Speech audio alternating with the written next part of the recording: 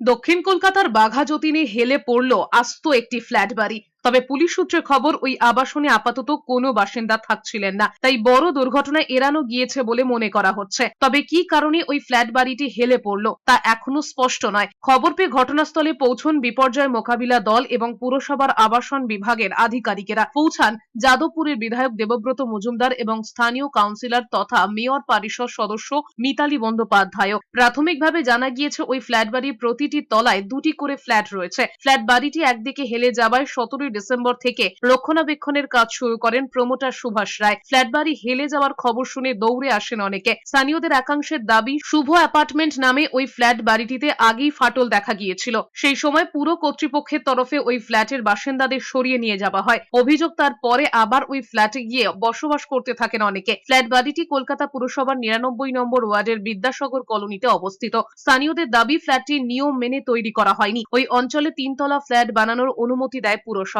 অভিযোগ, সেই নিয়ম ভেঙে 4 তলা ফ্ল্যাট তৈরি করা হয়েছিল। এই ঘটনা প্রসঙ্গে যাদবপুরের তৃণমূল বিধায়ক বলেন, বাড়িটি 10 থেকে 12 বছরের পুরনো।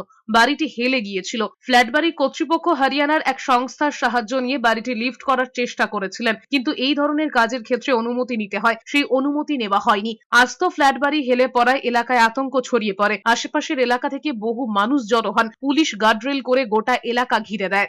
ডোবা ছিল, আমরাও বাড়ি করেছি, আমরাও পাইলিং দিয়েই বাড়ি করেছি। কোনো পাইলিং নেই, কিছু নেই। 3 তলা ফাউন্ডেশন, 4 তলা করা হয়েছে জোর করে। অনেক গন্ডগোল হয়েছিল সেই দিন, যেদিন 4 তলা ঢালাই দেওয়া হয়েছে, প্রচন্ড গন্ডগোল হয়েছিল এখানে। আমরাও অনেক প্রতিবাদ করেছি, প্রমোটারের সঙ্গে আমাদেরও অনেক গন্ডগোল হয়েছে, কিন্তু কোনো কিছু মানেনি। সেই গাইড জোরে করেছে এটা। ছিল তো বাড়িটা, যেই মিস্ত্রিগুলো কিন্তু আগেই কিছু হলে ওরাই মরে যেত। ওরা নিচের থেকে তুলছিল, যেই আওয়াজ হয়েছে ওরা যে যার মতন দৌড়িয়ে চলে গেল। দেখলাম তো, যে যার মতন দৌড়িয়ে চলে গেছে। আর বিকট আওয়াজ একটা। আর এটা যদি না তোলা হতো বা হতো, এটা যদি পড়ে যেত সাথে সাথে প্রচুর লোক মারা যেত।